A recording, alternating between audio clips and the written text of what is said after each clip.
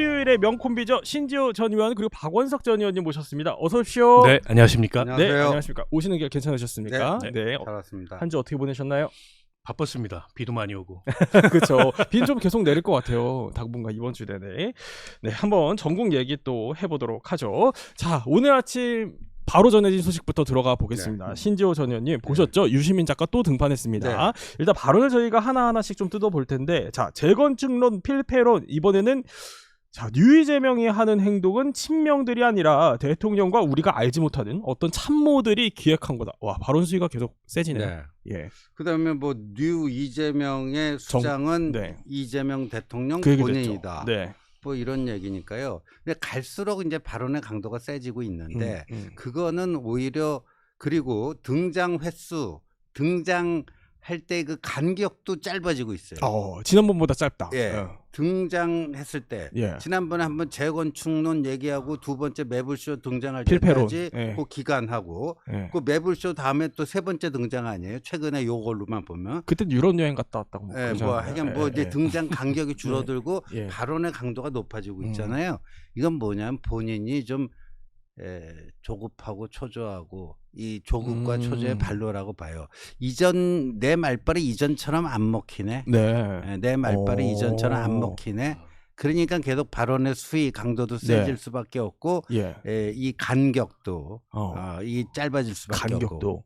아니 그 소위 말해서 예방 주사가 처음 한 번 났는데 이게 뭐 두 번째 세 번째 또 안 되는 것 같으니까. 그러니까 지금 예, 그런 건가요? 예. 이 기세로 봐서는요. 조금 있으면 한 다음 주 정도 되면요. 예. 갈 때까지 가보자. 또 나올 것 같아요. 이렇게 예. 될 것 같아요. 그렇군요. 내일 네. MBC 출연이 예정돼 있는 걸로 알고 있습니다. 내일 그렇군요. 뉴스 아이킥에 출연하는 걸로. 그럼 더 알고 짧아지는 거 있고요. 아닙니까? 네. 예. 그러니까 지난번 발언하고 뭐 내용은 같은 내용입니다. 근데 말씀하셨듯이 강도가 좀 세졌고 타겟이 더 명료해진 거죠. 그러니까 ABC 발언을 할 때만 해도 네. 대통령 주변의 인간 유형을 이제 ABC로 나눈 거였어요. 그랬었죠. 예. 그래서 이른바 네. B형 인간들이 너무 많다 이 비판을 한 거였는데 다스베이다에서 이제 재건축론을 들고 나올 때 이제 의심을 짓게 한 거죠. 네. 결국에 대통령이 촉법 용역 평론가들을 보내서 지금 이 상황을 만들고 있는 거 아니냐. 그리고 지난번에는 이제 대통령이 정계 개편을 구상하고 있다라고 분명하게 지목을 했고 그렇지 않고서는 네. 이런 일들이 일어날 수 없다. 그리고 급기야 이제 어제는 예. 뉴 이재명의 중심은 그리고 그러니까요. 이 모든 기획은 예. 대통령에서 비롯된 거다라고 점점 더 타겟을 명료화하고 약간 있는 좁혀간다. 거고. 네. 그러니까 저는 좀 이해가 안 가는 게 왜 저럴까? 뭐에서 저게 비롯됐을까? 일종의 이제 본인들의 계파 네. 혹은 본인들의 정치적 부족이 느끼고 있는 권력의 소외감 뭐 이런 거라고 짐작이 돼요. 그런데 유시민 작가는 현실 정치를 떠난 사람이지 않습니까? 네. 그러니까 정치의 결과를 책임질 수 없어요. 재건축이 됐든 재개발이 됐든 증축이 됐든 그거는 현장에 있는 사람들이 책임을 지는 거거든요. 네. 그러니까 유시민 작가는 한사코 본인을 한 사람의 비평가고 말과 글로 세상과 관계 맺고 지금 본인이 하는 건 국민들에게 눈앞에 나타나는 현상을 네. 설명하는 거고 경고하는 거고 일종의 비평이다. 근데 저건 비평이 아니에요. 정치죠. 일종의 권력을 배치하려고 드는 거잖아요. 네. 그 대통령의 지금 의지나 대통령의 의중 유시민 작가의 말이 다 맞다 치고 전 다 맞지도 않지만 다 맞다 치고 그럼에도 불구하고 그걸 넘어서 그걸 이제 무릎 꿇려서 본인이 의도하는 방향으로 권력을 재배치하겠다는 거지 않습니까? 저게 정치죠. 저게 어떻게 비평입니까? 비평이 아니라 정치다. 어쨌든 이 말의 의미를 한번 뜯어보고 싶어요. 신지호 전 의원님은 어떻게 들으셨어요? 뉴 이재명 세력의 수장은 이재명 대통령의 가능성이 높다. 그러니까 이제 타겟을 이제 그 몸통을 이제 정조준한 거죠. 네. 사실상 몸통을 정조준한 건데 그 이제 유시민 작가 그 오늘 아침에 나온 기사에는 그런 표현이 안 나오는데 지금 그 아마도 그쪽 그 이제 그 민주당 내 친명이 아닌 쪽 뭐 무슨 뭐 멸칭으로 그 얘기되던 그쪽 내에서는 이제 공소 취소 이 모임에 대해서도 유 작가가 한 번은 미친 짓이라고 표현한 적이 있어요. 그래요. 미친 짓이다. 네. 네. 그리고 그 아마도 이제 친명 그 찐명 내에서는 이재명 대통령 연임을 위한 개헌 이런 얘기도 사석에서는 공공연하게 하는 모양이에요. 그렇게 전해지는군요. 예. 그러니까 이 공소 취소 문제 이재명 연임 심지어 뭐 어떤 사람은 5년 임기 채우고 4년 중임제 해가지고 그럼 5년 그 8년 13년 할 수 있다. 네. 뭐 이런 얘기까지 하나 봐요. 아 그래요. 그러니까, 또 전원으로 전해지는 얘기가. 네. 예. 그리고 그게 그 맞는 것 같아요. 예. 그러니까 이제 공식적인 석상이 아닌 예. 뭐 이런 사석에서는 그런 얘기를 그냥 뭐 막 하는 것 같은데 그런 얘기가 유시민 작가 귀에 안 들어갔을까요? 그러니까 이게 어떻게 되냐면 크게 보면요. 네. 예, 정권 재창출. 지금 민주당 구성원의 입장에서 보면 다음번 목표가 정권 재창출인지 정권 재창출을 위해서는 현 대통령과 좀 네. 차별화. 이거는 어느 정권이건 보수건 진보건 한국 정치사에서 공통적으로 나타난 현상 아닙니까? 정권 재창출을 위해서는 현직 대통령과 일정 정도 차별할 수밖에 없다. 네. 그러면 정권 재창출이 목표인지 아니면 이재명 보위가 목표인지 네. 여기서 갈리는 거예요. 네, 여기서 갈리는 거예요. 이건 또 아니 근데 예. 이제 정권 재창출이 목표죠. 그 모든 정권의 목표는 차기 정권의 재창출이에요. 그래야 그게 성공적인 네. 국정 운영이라고 이제 판단하고 평가하는 한국 정치의 오래된 예. 그런 이 관성과 문화가 있어요. 저는 꼭 그렇게 생각하지 않아요. 정권을 재창출하지 못하면 반드시 실패한 거고 정권을 재창출하면 성공한 거다라고 생각하지는 않습니다. 이를테면 이명박 정권은 정권을 재창출한 정권이에요. 근데 이명박 정권을 성공한 정권이라고 볼 수 있습니까? 박근혜 정권은 이명박 정권과 정치적으로 같은 이제 궤를 같이 하지만 이명박 정권과 극단적인 차별화를 통해서 만들어진 정권이기도 해요. 그런 경우를 정권 네. 재창출이라고 볼 수 있는지 좀 의문이고 때문에 그 정권 재창출이 정권의 중요한 목표일 수 있다고 네. 생각하는데 그렇게 되면 필연적으로 정당은 임기 일정 기간이 지나게 되면 차별화를 의도할 수밖에 없어요. 그 당연한 속성이고 생리입니다. 근데 그러기엔 시점이 너무 빨라요. 지금 이제 1년밖에 안 지난 그렇죠. 시점에 네. 정권 재창출을 위해서 현재의 네. 권력과 차별화를 기도하면 네. 이거는 다음 정권 재창출의 동력이 생기는 게 아니고 예. 현 정권의 국정 운영이 안 돼요. 흔드는 거다. 네, 네. 현 정권의 국정 운영을 네. 흔드는 걸로 나타나요. 지금 1년밖에 안 돼가지고 그런 모습이 나타난다는 거는 오히려 그게 이상기류가 저는 작용하고 있다고 보고 그렇군요. 그게 이른바 유시민, 김어준, 뭐 정청래, 조국 예. 이제 이런 분들의 차기 권력 지형을 놓고 이분들이 생각하는 그런 방향대로 가지 않는다는 네. 조급증의 발로라고 생각해요. 예. 저는 당연히 어떤 정권이고 중반기를 넘어가면 힘이 빠지게 돼 있습니다. 그러면 그 전까지는 대통령을 중심으로 국정 운영에 네. 전적으로 힘을 실던 정당도 다르게 생각하기 시작해요. 그게 생리예요. 5년 단임제 대통령제에 네. 때문에 무조건 대통령한테 맹종하지 않는 모습이 자연스럽게 나타납니다. 네. 근데 그걸 너무 인위적으로 지금 막 얘기하고 있는 거잖아요. 어제 유시민 작가 급기야는 이 권력이라는 건 반드시 부패하게 돼 있고 예. 어물전에서 비린내 나게 돼 있는데 그러니까요. 네. 민주주의라는 거는 그럼에도 불구하고 그게 이제 잘 견제되도록 상호 예. 견제되도록 설계한 제도인데 그럼에도 불구하고 그에 대해서 비판자가 없으면 썩은 내가 난다. 네. 썩기 전에 정화해야 된다. 지금 권력 주변에 썩은 내가 난다고 지금 얘기를 하기 시작한 거예요. 저게 정상입니까? 객관적으로 그 근거가 뭔지를 얘기해 보면 네. 검찰 개혁 하나예요. 그것도 수사 기소 분리에 대통령이 소극적이다. 네. 대통령이 수사 기소 분리를 할 뜻이 없다. 아까 아마 그 의심의 연장선인 것 같아요. 맞아요. 결국엔 네. 공소 취소하고 엿바꿔 먹으려는 거 그렇죠. 아니냐. 그거예요. 이 의심을 하는 것 같아요. 그래요. 그런데 대통령 이 사법 리스크 문제에 대한 공소 취소에 대해서는 민주당 내부에 또 별다른 이견도 없어요. 예. 다만 김어준 그 플랫폼을 통해서나 네. 혹은 유시민 작가 같은 분들이 그에 대해서 검찰 개혁이 안 되는 원인은 저것 때문이야라고 의심을 시작하는 것일 뿐이죠. 그래서 이게 여러 가지가 다 엉켜 있어요. 네. 그런데 복잡하네요. 대한민국에서 예. 아니 대통령 연임을 기도하는 개헌이 가능합니까? 국민의힘이 그걸 눈뜨고 보겠어요? 내지는 네. 민주당 내부의 반대자들이 그걸 눈뜨고 보겠냐고요. 네. 그러니까 이게 불가능한 어떤 음모론적 해석을 전제로 본인의 의심을 키우고 확증 편향을 키우고 그럼으로써 지금 분란을 키우고 있는 건데 네. 그 모든 목적은 지금 권력으로부터 소외되어 있는 자신들의 계파, 자신들의 부족 예. 여기 불만에서 나오는 거예요. 뭐 사석에서 뭐 개인적인 취재로 뭐 공소 취소 얘기부터 해서 뭐 음모론이다 이런 얘기까지 지금 쭉 주셨는데 저는 제일 눈에 띄었던 거는 아마 오늘 이제 언론 헤드라인들이 다 이걸 뽑겠죠. 썩은 내가 나기 전에 빨리 정화해야 한다. 말이 너무 세요, 그렇죠? 어떻게 들으셨어요 이거? 이대로 그러니까 필패론, 예. 필망론을 얘기했잖아요. 그러니까 썩은 내가 난다는 거는 필망하기 직전 현상이 썩은 내 진동 아닙니까?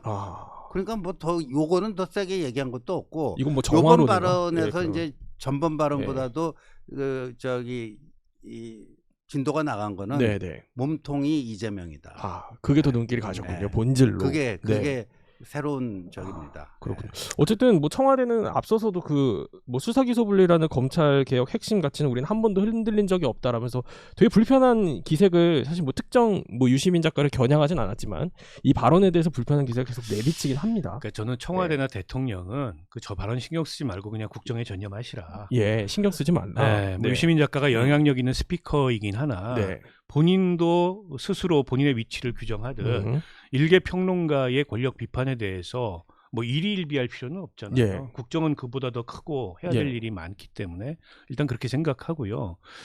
유시민 작가가 지식인으로서 권력의 부패 가능성에 대해서 모든 권력은 부패한다는 명제가 꼭 틀린 얘기는 아니에요. 그럴 요소를 다 안고 있어요. 권력이라는 거는. 그러니까 민주주의라는 건 그거를 그 제도의 원리로서 견제하는 시스템인데 단지 제도의 원리가 아니고 끊임없이 경종을 울려야 된다. 이 태도도 저는 맞다고 생각해요.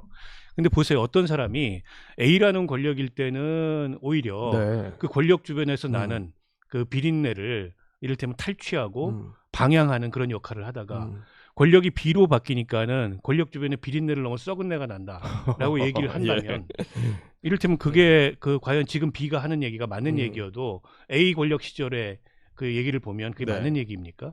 이를테면 문재인 정부 때 본인이 어용지식인을 자처하면서 문재인 정부가 조국 사태라는 걸 거치면서 비린내를 넘어서 썩은 내로 가고 있는데 그에 대해서 한마디도 하지 않았을 뿐더러 오히려 이거는 정치검찰의 음모다라고 알리바이를 만들고 권력의 본질을 호도하면서 그걸 방어했던 사람이 유시민 씨예요. 근데 이제 와가지고 권력 주변에 비린내 썩은 내를 얘기한 게 맞냐는 거예요. 저걸 맞다고 얘기해 줄 수 있고 지식인의 올바른 태도라고 얘기할 수 있냐는 겁니다. 박윤용 씨 유 작가랑 개인적인 친분 없으십니까? 있어요. 있어도 상관없습니다. 그럼 틀린 건 틀린 거죠. 그러니까 지금 이 문제를 논하는 우리 박 의원의 톤하고 저는 좀 차분한데 막 이렇게 고양되잖아요. 그러니까 이 정도로 평상시 젠틀맨인 박원석의 톤이 이 정도로 올라갈 정도로 지금 민주당 내분이 그 정도로 심각하다고 봐요. 그래서 제가 민주당이 아닌데 또 민주당 계열의 뭐 그쪽 계열의 이제 인사로 뭐 분류가 되니까 그래서 저는 8월 17일 이후에 계속 한 지붕 아래서 살기가 쉽지 않을 수 있다. 쉽지 않을 수 있다. 그게 이제 전당대회 벌써부터 기미가 보이는 게 그 정청래 전 대표에게 기자들이 계속 물어봤었잖아요. 유시민 작가 발언에 대해서 어떻게 생각하냐 했을 때 노코멘트 하겠다라고 했는데 이번에 또 물어보겠죠 기자들이. 또 물어보겠죠. 또 노코멘트하고 그러니까 약간 거리두기를 할 텐데 근데 이렇게 연결돼 있다는 건 세상 사람들이 다 알잖아요. 근데 이제 만약에 김민석 후보가 당선이 되면은 이른바 이제 정청래 이쪽 그룹에서 보면은 24년 총선 과정에서 그 이재명 친명 쪽에 후박으로 찍혀서 비명 행사당한 거를 그 선열한 그걸 봤잖아요. 활극을. 그래서 본인들이 앉아서 죽느니 밖에 나가서 뭔가 모험을 해보자. 뭐 이런 식의 움직임이 나타날 가능성이 높아 보여요. 이게 이제 뭐 유시민 작가 발언이 또 다른 변수로 등장하지만 신 의원님, 저기 신천지 관련해서 어제 김민석 전 총리가 또 이걸 꺼내 들었네요. 이건 또 어떻게 봐야 될까요? 근데 신천지는 저기 국민의힘 경우에는 검경 합동수사본부에서 56,427명 그 끝자리까지 특정해갖고 정확하게 요 사람이 이만희 교주의 오다에 의해서 입당한 거다. 근데 우리 정당법에 보면 강제 입당을 못하게 돼 있어요. 그러니까 사실상 정당법을 어기고 강제 입당을 시킨 거 아니에요. 자유의지로 입당한 게 아니잖아요.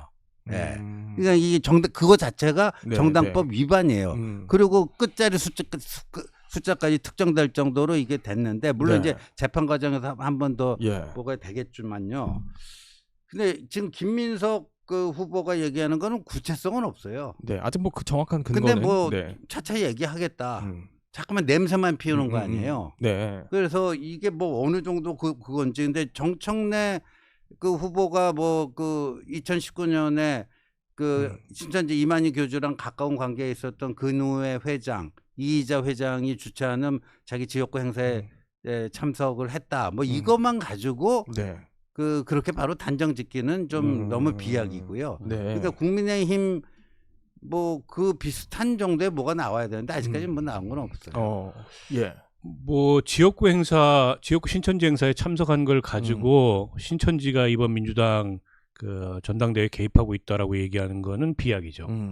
근데 김민석 그 총리가 얘기하는 걸 보면 네. 내가 지금 비유법을 얘기하는 게 아니고 실체법을 얘기하고 있다. 그리고 반명과 이를테면 분열주의와 네. 신천지의 이 3자 비밀연합을 얘기를 해요. 예. 그러면 뭔가 그 이상의 지금 얘기한 것 이상의 어떤 구체성이 있다는 거잖아요. 본인은 네. 저는 있다면 밝혀야 된다고 생각하고요. 그동안에 신천지가 정치권 주변에서 네. 영향력을 확대하기 위해서 정당에 개입하는 거는 확인이 됐어요. 네. 국민의힘 경우에 확인이 됐죠. 근데 민주당 쪽 영역에서는 아직 확인된 바가 없고 의심은 있었어요. 네. 2021년도 대선 경선을 치를 때 갑자기 열세이던 이낙연 후보가 서울에서 대승을 해요. 이게 뭐지? 그래서 이제 신천지 개입설이 나왔어요. 근데 그 이상 확인이 안 됐습니다. 그냥 의혹으로 끝났는데 그게 이제 다시 등장한 거예요. 그렇죠. 그러면 김민석 후보도 저 정도 의혹 제기를 할 정도면 실체가 뭔지 저는 밝혀야 된다고 생각하고 그렇군요. 당장 정청래 후보가 발끈했습니다. 네. 왜냐하면 유튜브나 온라인에서 그 신천지 연관서를 뭐 김민석 전 총리가 지명하진 않았어요. 김민석 총리는 지명하지 않았어요. 근데 유튜브나 인터넷에서 네. 정청래 후보와 연관 짓는 그런 유의 얘기들이 떠도니까 그에 대해서는 뭐 단호하게 법적 대응을 하겠다 얘기를 했기 때문에 이게 이제 급기야 적통 논쟁에서 파묘해서 신천지 논란으로 지금 이 확대될 조짐마저 보이는데 그렇게 되면 이제 난장판 되는 거예요. 차라리 난장판이 되기 전에 그 지금 김민석 총리가 얘기하고 있는 비유법을 넘어서 실체법이라고 얘기하는 그 근거가 뭔지를 밝히고 그게 지금 맞는 건지 정말로 민주당 전당대회까지 신천지가 개입한 거지 이거는 사실이라면 심각한 문제죠. 발본색원해야 될 문제잖아요.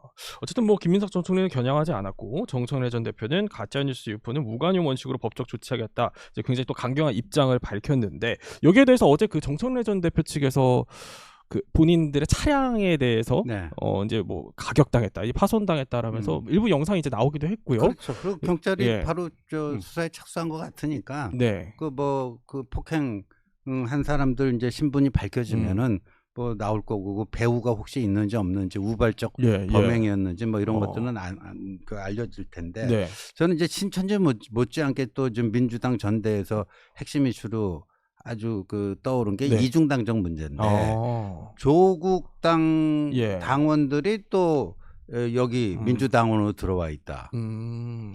최근에 뭐 온라인상에서 떠도는 뭐 사실 확인 뭐 예를 들어서 뭐 대통령이 그 기타급이 너무 세니까 그걸 좀 낮추자 이런 발언한 거에 대해서 당무 개입 아니냐고 문제 제기한 뭐 댓글단 그 사람이 민주당원이 아니고 사실상 조국 당원이다라는 얘기가 막 이렇게 돌고 설들이 설들이. 근데 조국당 당원들이 민주당 당원들 이중으로 갖는 거는 충분히 가능한 일이고. 근데 그 반대에 국민 그 보수 쪽에도 있단 말이에요. 정광훈의 그 자유통일당, 그다음에 조원진의 우리공화당. 그다음에 그 황교안의 자유화혁신. 정광훈 씨 같은 경우에는요. 자기 집회하면은 거기서 국민의힘 책임당원 가입하라고 막 그냥 동료까지 했어요.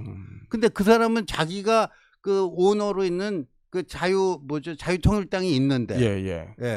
근데 거기 가라는 얘기는 뭐죠? 이중당적을 하라는 얘기로 들릴 수밖에 없는 거죠. 또 해석이 되는군요. 그래서 이게 그 좌우할 것 없이 이런 심각한 문제가 있는데 이건 현행법 위반이고 밝혀지면요 중벌을 받게 돼 있어요. 그래서 그것도 굉장히 그리고 이게 이른바 그 조국당 이중당적이 정청래 쪽에 해당되는 거 아니에요. 어쨌든 뭐 이것도 확인된 바는 없습니다만 뭐 다 설들일 뿐이고 뭐 김민석 총리가 본인이 당대표가 되면 그 유령당원 이중당적 뭐 이거 확인하는 일을 하겠다 이렇게 얘기하시던데 이게 이제 실제 있는 문제예요. 있는 문제고 저희가 지역에서 이제 선거를 치러 보면 그런 게 눈에 보입니다. 이를테면 민주당이든 국민의힘이든 경선을 거쳐야 되잖아요. 그러면 이제 최근에 권리당원들이 결정하는 비중이 높아졌으니까 책임당원들이 결정하는 비중이 높아졌으니까 이 경선에 참여하는 후보들이 당원 모집에 열을 올려요. 그러다 보면 그냥 하나 써줘. 네. 이래가지고 당원에 가입하는 경우들이 많은데 그렇게 당원에 가입한 분들 같은 경우에 여기 당원도 가입해주고 저기 당원도 가입해주고 특히 이제 그래. 지역에서 예. 무슨 어떤 활동을 하는 분 이런 분들 같은 경우 이중 당적자들이 많아요. 심지어는 국민의힘 민주당 사이에 이중 당적자들도 상당히 있을 거예요. 정말요? 예. 근데 이게 이제 잘 드러나지 않습니다. 평소에는. 그렇죠. 근데 어느 경우에 드러나냐? 사실이니까. 지방선거나 이런 데다가 예. 당선이 된 사람 나중에 확인해봤더니 이중당적이다. 그럼 당선 취소되거든요. 그런 사례들이 매번 선거 때마다 일부 나와요. 때문에 이게 이제 한국 정치의 약간 뭐 병리적 현상인데 고질적인 폐해 같은 거네요. 어떻게 보면 뭐 양당이나 선관이나 이 문제는 한번 언젠가 정리를 좀 해야 됩니다. 근데 이제 그렇게 친한 사람은 이거 하나 써줘. 그래서 써주고 나서 그냥 까맣게 잊고 있다가 뭐 다른 당에 입당해가지고 공식 후보자가 됐는데 요번에 후보자 등록을 해보니까 이중당적인 게 드러나서 실제 요번에 6.3 선거에서 서울 강서구에서 그 사례가 있었어요. 근데 이거는 고의성이 없는 거잖아요. 근데 이제 이런 게 있습니다.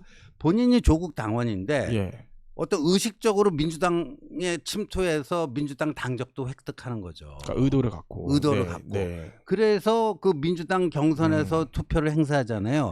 그럼 이건 정당법이 아니고 형법의 업무방해죄에 해당돼갖고 이 처벌도 세져요. 5년 이하의 징역이에요. 그런 경우는 굉장히 심각한 거거든요. 아까 그 정광훈 씨 같은 경우에 그 자기 지지자들이 대부분 자유통일당 당원일 텐데 국민의힘에 가입하세요. 이런단 말이에요. 사실인가요? 뭐 그거는 정광훈 씨가 집회에서 한 발언들이 있어요. 그래요. 그렇죠. 네네. 알겠습니다. 어쨌든 뭐 한국 정치에서 정말 뿌리 뽑아야 될 또 폐해가 아닌가 싶기는 합니다. 그러다 보니까 민주당 정당대회가 참 복잡해진다라는 생각이 듭니다만 이제 다른 얘기로 좀 넘어가 볼게요, 신 의원님. 근저당. 화제입니다. 17억 7천만 원 근저당권 설정한 이 대통령의 분당 아파트. 이걸 두고 아니 국민의힘에서는 이 뭐 당명을 더불어 근저당으로 바꿔야 될 판이다 이렇게 얘기를 하고 민주당에서는 아니 비난해서 팔았다. 근데 팔았더니 비난한다. 비난의 힘으로 바꿔라 이렇게 좀 직격을 하고요. 예. 근데 오늘 아침 신문 기사 중에 이런 게 있었는데 서울에서 그 국평 국민평형 25평 정도 그거 하려면은 뭐 대출을 최대한 동원하더라도 현금 7억 원이 있어야 되는데 뭐 30대 심지어 40대의 평균 자산이 4억 원대라는 거죠 지금. 그러면 부모 찬스 없이 대출을 그냥 최대로 끌었는데 빡빡 끌어 모았는데 그 7억 원이 모자라면은 그 비는 부분을 부모 찬스 없이 어떻게 메꿀 수 있느냐. 그런 기사란 말이에요. 그게 또 좀 현실을 정확하게 반영해 주는 거고 그런 건데 이거는 대통령이 그 근저당이라고 하는 그 찬스를 사적 금융을 통해서 대준 거 아니에요. 그러니까 내일 뭐 부동산 토론한다고 그랬네. 맞아요, 내일. 이미 반은 망했어요, 이것 때문에. 거기서도 약간 언급이 될 것 같은 분위기이기도 하고요. 이거 어떻게 봐야 될까요? 일단 이게 뭐 통상의 그 부동산 매매에 등장하지 않는 그런 방법인 건 맞아요. 그렇다고 하더라고요. 부동산 전문가들도 아니지만 불법은 아닌데 뭐 이런 거 흔치는 않다. 편법 이거는 편법하고도 조금 다릅니다. 편법. 왜냐하면 이런 거래가 또 없는 건 아니에요. 실제 토지거래 허가구역 내에 재건축 예정 아파트 같은 경우 이런 거래들이 꽤 심심치 않게 등장을 합니다. 근데 이제 좀 구분해서 봐야 될 거는 현 정부의 부동산 정책이 잘못됐다. 특히 어쨌든 투기 수요를 억제한다는 미명하에 대출을 꽁꽁 막아놓은 건 잘못됐다라는 비판하고 이번 거래가 그런 부동산 정책의 속에서 일종의 자가당착이고 자승자박이고 일종의 그와 어긋나는 자기 정책 방향과 어긋나는 거래를 자기가 했다라는 거하고는 조금 다른 문제라고 보는데 전자에 대해서는 충분히 토론하고 비판할 여지가 있다고 생각해요. 그게 맞느냐. 근데 이제 정부가 어쨌든 그 투기 수요 억제를 위해서 대출을 규제하는 취지는 본인 소득이나 지금 본인의 신용 능력으로 감당이 안 되는 빚을 내 가지고 집을 사는 이유가 결국에 부동산 가격이 상승하는 속도가 더 빠르기 때문에 그로 인한 어떤 시세 차익을 노리고 결국 그게 반복되면은 시장에서 이제 어떤 투기적인 수요가 넘쳐나게 되고 어떻게 보면 이제 가계 부실로 치닫게 되니까 그런 거래를 하지 말아라. 가급적 현금을 가지고 대출을 하더라도 제한된 범위 내에서 이게 이제 DSR, LTV, DTI 규제의 취지거든요. 근데 이제 이번에 대통령이 이 거래를 하면서 거래를 한 건 그 이제 매수인이 빚을 내 가지고 네. 이를테면 집을 산 전형적인 그런 케이스는 아니에요. 네. 자기 집을 팔아서 집을 사고자 한 건데 매수인의 사정을 배려한 거다. 예, 자기 집이 팔리는 시점이 10월인 겁니다. 근데 이제 10월에 소유권 이전을 하게 되면 재건축 조합원 지위가 승계 안 되니까 그 사람의 편의를 일정하게 봐주고 대통령 입장에서도 안 팔 거면 모르되 팔 거면 지금밖에 찬스가 없어요. 7월 말이 지나면은 이미 이제 그 지정고시가 나기 때문에 그때는 조합원 지위가 승계가 안 됩니다. 그때는 누구도 이 집을 살려고 하지 않아요. 왜냐면 뭐 청산 가치만 받고 나중에 나가야 되니까 그 집에 입주할 수 없으니까. 때문에 대통령이 뭐 안 팔려고 그냥 버티면 나중에 50억짜리 집이 되는 거예요, 이게. 근데 오히려 29억 내놓고 파는 거기 때문에 경제적 손실을 감수하는 거죠. 그러나 경제적 손실을 감수하는 김에 더 싸게 내놨다면 야 25억에 팔자 이랬다면 매수자가 진작 나타났을 거예요. 그리고 이제 이런 거래 형태가 아닐 수도 있을 겁니다. 아니 근데 지금 이 얘기가 자꾸 이제 이재명 대통령 좀 변호하는 것처럼 들릴 수밖에 없는 게 이 정부에서 뭐라고 해서 갭 투자도 하지 마라. 그건 나쁜 행위다. 갭 투자라는 말 자체가 잘못됐다. 그 투기다 투기. 근데 어제 그 TV조선 보도에 따르면 여기 전세가 들어있다는 거죠, 이 집에. 그게 전세 보증금이 11억 몇천만 원이에요. 그다음에 지금 뭐 근저당 설정해 준 게 17억 7천만 원 아닙니까? 그 집은 29억에 매매 계약 체결됐다면서요. 그럼 전세 보증금 11억 몇천만 원하고 근저당 설정해 준 거 17억 7천만 원하고 더하면은 그 29억 원 되잖아요. 그러니까 이 매수자는 계약금 만 내고 없이. 이 매매를 성사시켰다. 이게 말이 되냐고요, 이게. 그러니까 지금 입만 열면 뭐 갭 투자 완전 근절하고 뭐 하겠다. 본인이 갭 투자에 그 길을 터준 장본인이 된 거 아니야. 입이 10개, 100개라도 이건 얘기할 이게 수가 신지호 의원님이 없고. 잘못 알고 계십니다. 아니, 내가 좀 얘기 많이 하셨으니까. 이런 정도의 도덕 감각을 가지고 국민들에게 당신들 그거 하지 마, 뭐 하지 마. 다 웃어요. 지나가는 개도 웃습니다. 아니 이게 세게 말씀하시네요. 비난하기 이전에 팩트를 정확하게 체크를 해야 되는데 이게 토지거래 허가 구역 내에 주택거래입니다. 그러니까 결국에는 이거는 지방자치단체의 승인을 받아야 돼요. 그냥 거래가 안 됩니다. 그럼 봅니다 이걸 다. 이게 갭 투자인지 아닌지. 매수인 인터뷰를 안 보신 모양인데 13억을 지급했대요. 13억을 지불했다. 그러니까 이건 갭 투자는 아니라는 거예요. 그리고 이재명 대통령이 나중에 전세인 빠질 때 그 돈을 전세인한테 주는 겁니다. 13억에 전세 보증금 11억 얼마가 들어가 있어야지 그 13억인데 그러니까 어제 제가 아까 인용한 그 보도는 전세가 들어있다. 아니에요. 그리고 그 보증금이 11억 몇천만 원. 그거 확인해 보셔야 돼요. 만약 그거면은 이게 승인이 안 날 수가 있어요. 그냥 승인해 주는 거 아닙니다. 근데 이 내용을 떠나서라도 어쨌든 지금 대출 규제가 이렇게 빡빡한 국면에서 어떻게 소위 쉽게 얘기하면 집주인 대출 방식 이거를 이제 어떻게 보면은 좀 널리 알리게 됐다. 부동산 업계에서는 또 이런 반응. 그러니까 저는 그 비판은 받을 수밖에 없다고 생각하고 결국 이제 이게 뭐 편법이나 불법은 아니라고 하더라도 꼼수다. 그러니까 대통령이 이렇게 우회하는 현재 대출 규제를 우회하는 방식의 거래를 함으로써 아 저렇게 하면 되겠구나.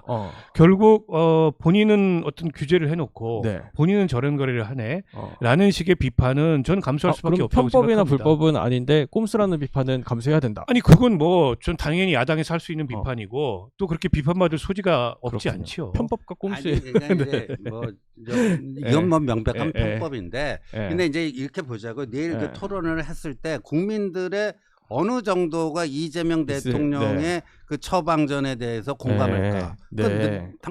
대통령부터 잘하세요. 이 얘기가 안 나올 수가 없는 거고. 그러니까 내일 그 토론 이후에 이제 국민들 반응으로 나타날 거라고 봅니다. 이게 저는 사실은 왜 저걸 판다 그랬을까? 애초에 1주택이기 때문에 안 팔아도 이제 공직 그 수행에 있어서 결격 사유도 아니고 한성숙 총리 같은 경우 얼마 전에 8억이나 싸게 팔았는데 다주택자 1가구 4주택자였기 때문에 판 건데 1주택은 상관없거든요. 그리고 이제 재건축 조합원 지위를 대통령이 계속 유지했다면 나중에 50억 되는 거예요. 근데 국민의힘에서 계속 비판했잖아요. 시세 차익 노리고 나중에 초과이익 노리고 안 팔고 있는 거 아니냐. 왜 안 파냐. 언제 팔 거냐. 그래서 1월 달에 지금 현재 매수자하고 가계약을 체결하고 그 사람한테 판 거예요. 근데 이제 또 팔았더니 네. 이 거래 형식을 가지고 문제 제기를 하는 거는 네. 과하지 않냐는 겁니다. 과하다. 뭐 어쨌든 청와대는 시세보다 낮게 처분했다라고 강조를 하니까 이게 이제 내일 토론회에서 어떤 얘기가 나올지는 또 지켜보기로 하고요. 할 얘기가 많아요.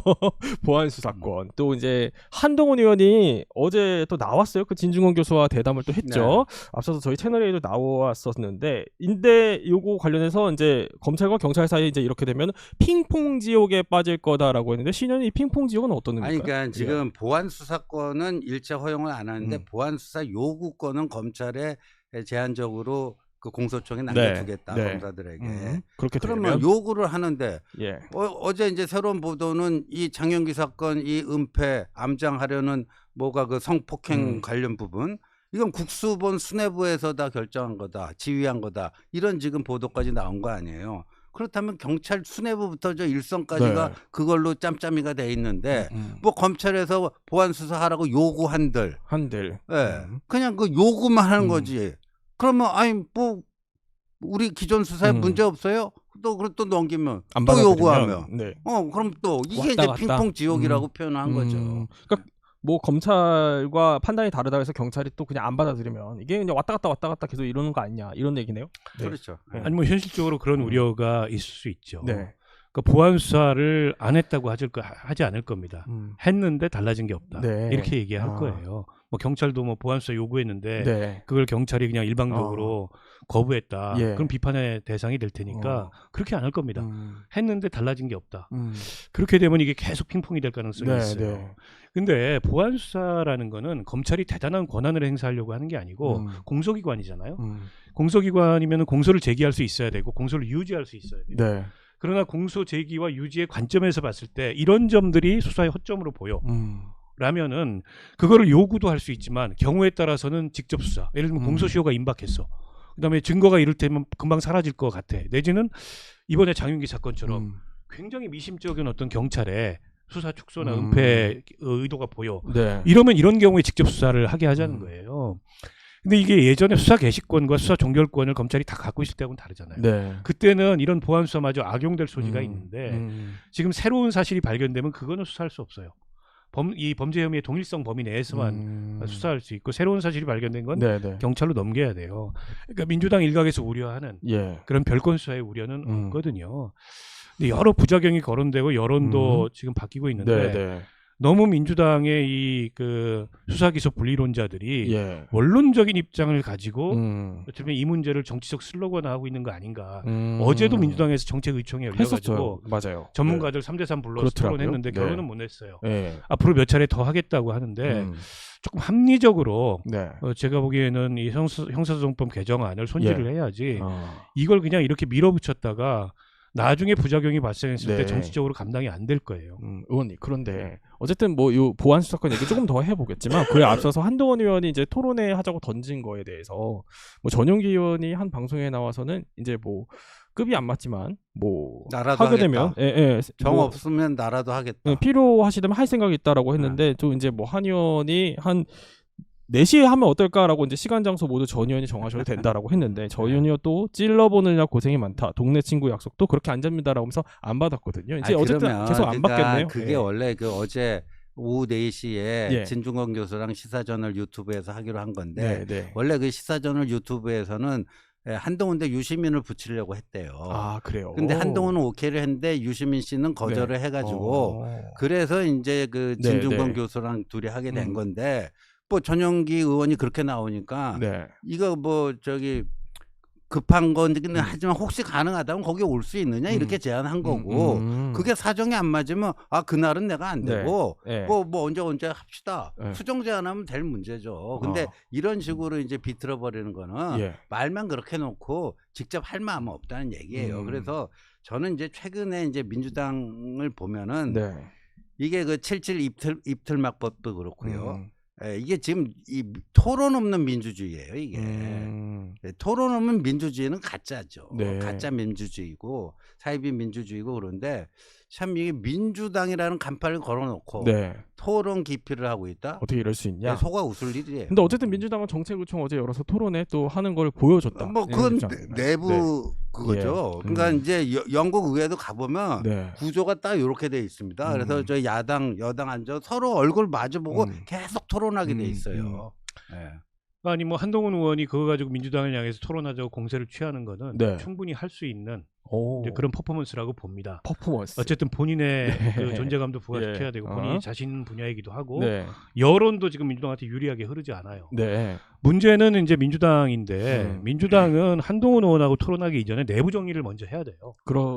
그래야 정리된 입장을 가지고 한동훈 의원하고 토론을 하는 건데 그렇게 보시는 분들이 그동안에 민주당 내부에서 이견을 가진 사람들이 서로 낙인 찍기에 바빴지 이게 국민들 보는 앞에 합리적 토론을 안 했다고요. 그러니까 어제 의총도 나중에 들어보니까 의원들 나중에 다 빠졌대요. 전문가들 발언할 때 마지막 가서는 그 좋은 태도가 아니거든요. 의원들이 직접 토론자로 나서서 국민 앞에 공개 토론을 해라.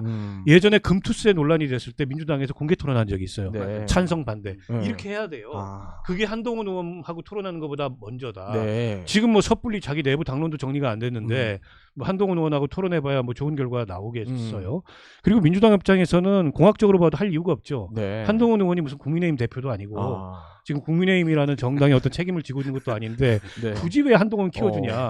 왜 책임을 키워주냐? 그렇죠. 뭐 그런 요구들도 있는 것 같습니다. 크게 웃으시네요. 뭐 이겨먹을 것 같지도 않고. 어떻게 보실 이유가 없는 거지. 진짜 이유가 이거 이겨먹을 것 같지도 않고. 이겨먹으면 뭐예요? 우수수 그거는 이겨먹으면 뭐예요? 근데 그건 해봐야지 하는 거잖아요. 이거 뭐 이겨먹을 수 있는데 뭐 피하는 거죠. 근데 그거죠. 그러니까 그래서 민주당 내부적으로 정리 안 돼 있는 것도 마찬가지고. 근데 이것뿐만 아니라 작년에도 다른 이슈로도 또 계속 한동훈과의 토론을 다 기피를 했는데 마찬가지예요. 무소속 제명당한 한동훈하고 토론해서 뭐예요? 아니죠. 아니 그럼 그 본인들이 또 거기에 응한다고 했다가 그렇죠. 이번 대회는 한다고 하셨어요. 그러니까 지금 응한다고 한 건 보니까 좀 약간 진짜 없어 보여요. 요즘 민주당 보면 저 당이 정말 민주주의를 제대로 알고 뭐 실천하려는 당이 할 정도로 정말 없어 보여요. 없어 보인다는 거 맞아요. 그리고 한동훈 의원이 어쨌든 정치적 비중이 높은 사람이기 때문에 한동훈 의원이 이렇게 토론 제안을 했을 때 여당 의원들이 전부 다 이렇게 피하는 모습, 자기들끼리는 막 목소리 높이다가 핏대 올리다가 피하는 모습 별로 제가 보기에 당당해 보이지 않죠. 근데 저는 결국 이제 한동훈 의원은 이런 일이 반복될 거예요. 그러니까 한동훈 의원은 계속 민주당을 향해서 어떤 이슈가 있을 때마다 저런 제안을 할 텐데 민주당 입장에서는 왜 굳이 한동훈하고 토론을 해줘야 돼? 그러니까 저는 이 과정에서 제일 한심한 거는 국민의힘이에요. 그러니까 어제 그 민주당 패널분들 나오셔가지고 토론회 그거 받았으면은 사실 국민의힘이 제일 난처했다. 아니 근데 이제 이 토론회를 이건태 의원이나 이분들이 받았던 이유는 개인적 동기들이 좀 있어요. 본인이 최고위원 선거도 나와 있고. 근데 그분 토론 안 하길 다행이에요. 그분 토론했으면은 아마 박살 났을 거예요. 제가 보기에는. 왜요? 아니 다른 데서 토론한 거 제가 봤거든요. 그런 수준으로 뭐 토론하실 수도 있죠. 박살 나니까 박살 날 분들은 나서지 않는 게 좋고. 지지난주 여기 나오셨는데. 그 전에 민주당이 내부 정리를. 민주당 내에서요. 한동훈 대항마 뽑는 토너먼트 그 토론을 하세요. 뭐 그렇게까지 할 필요는 없을 것 같고. 제가 보기에는 제일 사실은 그 보잘것없는 상황이 된 게 국민의힘이에요. 국민의힘의 전국 대응 능력이라는 게 결국 한동훈 국회의원 한 사람만도 못한 거 아니냐. 이 점을 지금 국민의힘이 당대표라는 사람은 올림픽공원 가서 연일 부정선거나 외치고 앉아있고 다른 의원들은 지금 뭐 유불리 저울질하고 있고 이게 국민의힘의 현 주소예요. 이슈 대응조차 못하고 있잖아요. 저희 뒤에 이제 잠시 뒤에 저희 김영진 의원님 모실 건데 지금 흥미롭게 듣고 계시는 것 같아요. 이 상황 또 여쭤보기로 하고 하나만 김영진 의원이 토론해라. 이따 여쭤봐야겠다. 하나 더 여쭤볼게. 국민의힘 상황만 짧게 하나 더 여쭤볼게요. 어쨌든 오세훈 서울시장이 어제 윤상현 조찬 회동을 윤상현 의원과 했고요. 당대표 폐지 요것도 주장을 해서 또 화제가 되고 있습니다. 근데 저는 뭐 이거 원론적으로는 동의하는데 이게 그 당대표만 폐지한다고 되는 게 아니고 진정한 원내 정당화는 공천 시스템 개혁까지 같이 패키지로 가야 되는데 저도 이제 이 문제 가지고 오래전부터 뭐 그 필드워크도 해보고 뭐 여기저기 뭐 사례 연구도 해보고 그랬는데 이거는 여야가 같이 머리를 맞대고요. 여야가 같은 날 그 국민 공천, 국민 선거를 통해서 동시 오픈 프라이머리를 해야 돼요. 동시. 그러니까 예를 들어서 여기가 지금 종로구잖아요. 종로구가 오늘 민주당 국회의원 후보, 종로구 후보 뽑고 또 같은 날 국민의힘은 그 국민의힘 국회의원 후보 뽑고 그래서 각 당의 지지자들이 거기 가서 당적이 있고 없고를 떠나서 미국에 그렇게 하는 주가 꽤 많아요. 주마다 조금씩 제도는 다른데 그 정도의 제도적 그 정비가 되면은 당대표 진짜 필요 없어요. 네. 그러니까 그것까지 같이 논의해야 될 문제예요. 네. 근데 오세훈 시장이 그 말씀을 하신 게 일반적인 정당 개혁 차원에서 한 얘기라기보다 그렇죠. 뭐 현재 지금 장동혁 대표 체제 그리고 그 문제점과 한계 그리고 저렇게 쇄심줄처럼 안 물러나고 있으니까 그에 대한 어떤 대안 이걸 제시하면서 본인의 보폭을 넓히는 것 같은데 부쩍 요즘에 그 오세훈 시장이 예전과 다르게 국민의힘 정치인들도 많이 만나고 다양하게 만나는 것 같아요. 그러니까 지방선거 이후에 확실히 자신감이 붙은 것 같고 고비는 오늘 재판이에요. 그러니까 오늘 재판에서 본인이 혐의 없음을 받으면은 한결 힘이 실릴 거고 만약 100만 원 이상을 받으면은 또 정치적으로는 상당히 곤란해지겠죠. 네, 또 1심 선고가 있으니까 오늘 요 내용은 또 내일 한번 다뤄보기로 하죠. 두 분과 함께 정치 속풀이 함께했습니다. 고맙습니다. 고맙습니다. 네.